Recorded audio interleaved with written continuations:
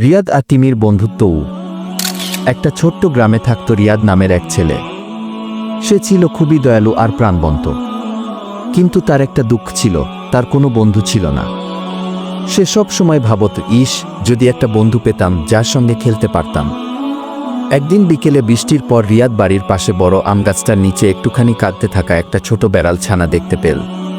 তার গায়ের রং ছিল কালো, চোখ দুটো জ্বলজ্বল করছিল। রিয়াদ তাকে কোলে তুলে বলল, তুই একা কেন রে? চল আমার সঙ্গে থাক। সে বেড়ালটির নাম রাখল টিমিগি। এরপর থেকে টিমি আর রিয়াদ হয়ে গেল সেরা বন্ধু।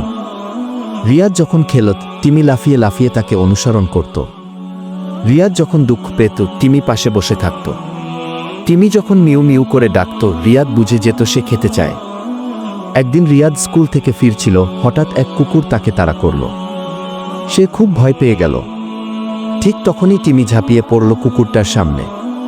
কুকুরটা ভয় পেয়ে পালিয়ে গেল।